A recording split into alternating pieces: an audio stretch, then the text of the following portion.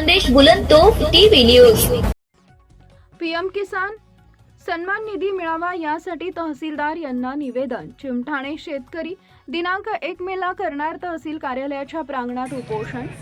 शिंदखेडा तालुक्यातील चिमठाणे येथील वयोवृद्ध शेतकरी महिला गेली 2 वर्षापासून महसूल विभाग व कृषी कार्यालयात वारंवार चक्रा मारून ही संबंधित खात्यावर पीएम किसान सन्मान निधी मिळाला नसल्याने संतप्त महिला शेतकरी यांनी संबंधित कार्यालयाला निवेदन दिलं असून 30 एप्रिल पर्यंत निधी पूर्तता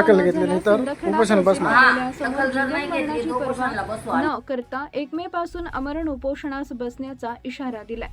सदर निवेदनातून म्हटलंय की श्रीमती मथुराबाई भालचंद्र गुरव, वय वर्ष 75, राहणार चिमठाणे येथील शेतजमीन गट नंबर 67/1, भिकूबाई शांताराम पाटील, वय वर्ष 65, राहणार मौजे दोलताडे, प्रसो येथील शेतजमीन गट नंबर 133/1/ब, 135/1, छोटू रामराव गागरे, वय वर्ष 55, मौजे चिमठाणे येथील शेतजमीन गट नंबर 226 व आम्ही सर्व शेतकरी राहणार चिमठाणे तालुका शिंदखेडा जिल्हा धुळे। केंद्र शासनाची किसान सन्मान निधी योजना सुरू झाल्यापासून यापूर्वी महसूल विभागाकडे संपूर्ण कागदपत्रांची पूर्तता केली आहे।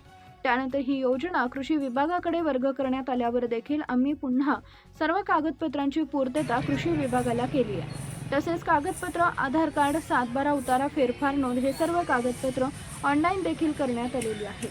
तरी सुद्धा आज पावे तो पीएम किसान सन्मान निधीचे पैसे आमच्या खात्यावर येत नाहीयेत। आज पावे तो आम्ही आपल्या सर्व मारत आहोत। दिनांक 7 एप्रिल 2026 रोजी काहीही एक उत्तर मिळालेलं नाही। तरी महोदयांना विनंती की आपण आमच्या वयाचा, आमची असलेल्या एकूण परिस्थितीचा सहानुभूतीपूर्वक विचार करून आम्हास लवकरात लवकर न्याय मिळवून द्यावा, अन्यथा आम्ही वरील सर्व शेतकरी दिनांक 1 मे 2026 महाराष्ट्र दिनाच्या दिवशी आपल्या कार्यालयासमोरील प्रांगणात आमरण उपोषणास बसणार आहोत। आमचे काही बरे वाईट झाल्यास संबंधित प्रशासन अधिकारी जबाबदार राहतील। मुख्य संपादक यादवराव सावंत, खानदेश बुलंदतोफ। पीएम किसानच्या पैशांसाठी मुलाखत द्यायची आहे मला। पुष्कळ वेळा आम्ही याला जाऊन आलो कृषी अधिकारीकडे। 2-3 वर्षापासून फिरते दादा मी, पण तरी माझं कोणी त्या लोकांनी लक्षात घेतलं नाही।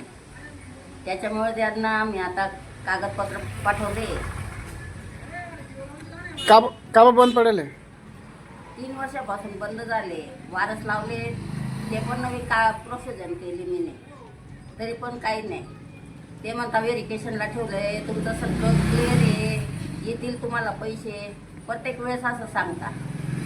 5-6 वेळा मी गेली, 5-6 वेळा या भाऊला घेऊन गेली, पोरगीला पाठवलं, तरी त्या लोकांनी आमच्याकडे लक्ष दिलं नाही। आम्ही म्हातारे लोक किती वेळा फिरायचं बरं। आता वय काय तुमचं? आता माझं 75 चालू आहे। आता मी 75 वयामध्ये शिंदखेड्याला जाऊन उन्हामध्ये कुठे चक्रा मारू बरं। तरी मी आता पण 2 वेळेस गेली त्यांच्यासोबत। माझ्याकडनं चाललं जात नाही। आम्ही गरीब लोक, आमचे पैसे जाता कुठे? 1 मेला आम्ही उपोषणला बसणार आहे